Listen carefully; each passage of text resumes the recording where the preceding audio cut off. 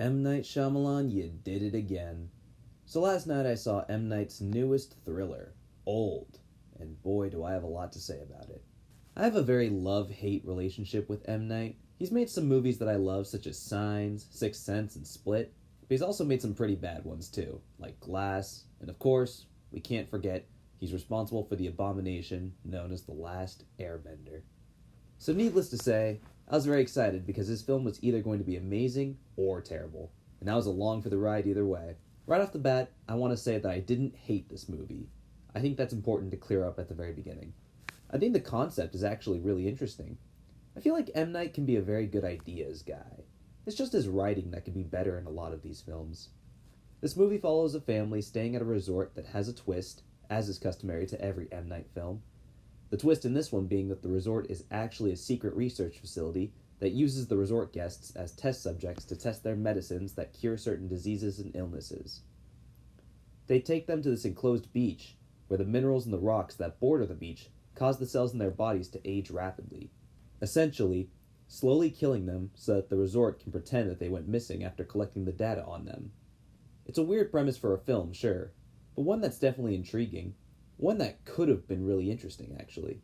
I thought the concept introduced a neat moral question about the needs of the few outweighing the needs of the many. The problems don't stem from the concept, but its execution. It's because of so many strange decisions that he makes throughout this movie that bogs down the experience for me. The acting is bad from everybody, and I don't get why. It feels intentional, but I don't understand what the intention was. Everybody acts weird in given situations where I feel like there should be a much bigger sense of urgency or panic. Most of the time, it's how the characters are reacting. They deliver their lines in the most mundane, monotone voice I've ever heard. Oh, like, it's my daughter. She's apparently much older now. Well, moving on. What the hell is that? I mean, if those were really the best takes, then I can only imagine what the worst takes looked like. It just takes you out of the movie when you're watching people react so normally towards something that should be very abnormal to them. The structure of the film can also leave things very confusing. There really isn't any action taken by our characters that furthers the plot in any way. They all just kind of stay on the beach and continue to have things happen to them until most of them die and the plot twist can finally be revealed. So the entire second act is just watching people die of many different confusing ways. Characters will just drop dead randomly if it's been long enough without anybody dying. There's no rhyme or reason as to the when and why of everything. It just happens so that these two main kids can be the focal point.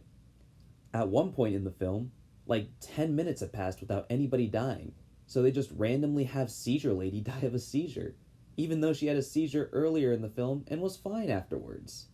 It had already been established that she periodically gets them and recovers no problem from them. But we haven't had anybody die in a while, so she just randomly is going to have a seizure at this particular time, right now, for no reason, and again, for no reason, die from it this time. These moments happen all throughout the film. At one point, Calcium Lady, and before I go any further, I should make it clear that I forgot the characters' names, so yeah, I'll just be referring to them by their one identifiable trait in the film. So anyway, nobody tells Calcium Lady that her daughter is dead, so she fucks off into a cave for the rest of the movie. This is no doubt the funniest moment in the film. She wanders around the beach forever asking about her daughter. Why didn't anyone tell her what happened? They all saw her fall to her death.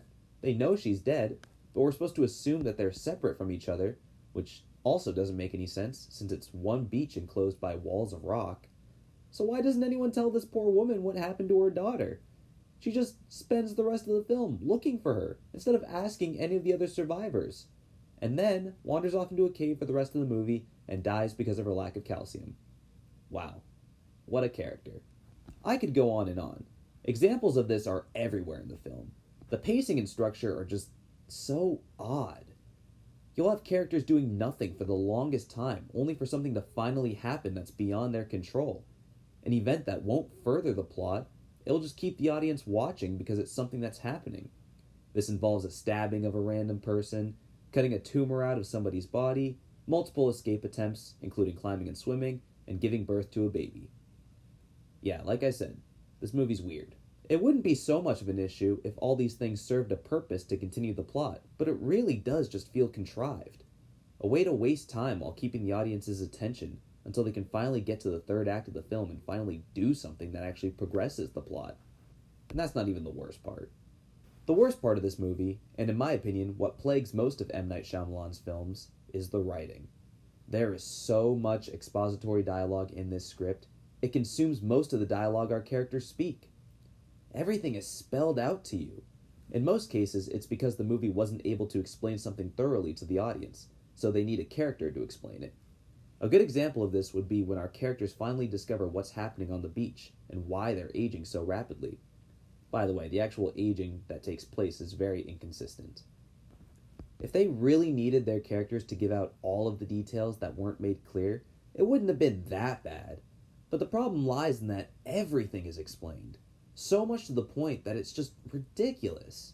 Even things in the film that audiences can infer on their own, they still take the time to have a character spell it out for you. They make the characters' professions an important part of the story so that it can be paid off when a character explains something to the audience that reassures the audience that they're qualified to say this. It should have taken days for this body to decay to bones, but it only took an hour. Trust me, I know. I'm a paleontologist. I study this stuff, so I know what I'm talking about. It's just so on the nose, it's insane. I can't help but roll my eyes at this dialogue, and it's all throughout the film. Once again, this movie just mainly left me confused.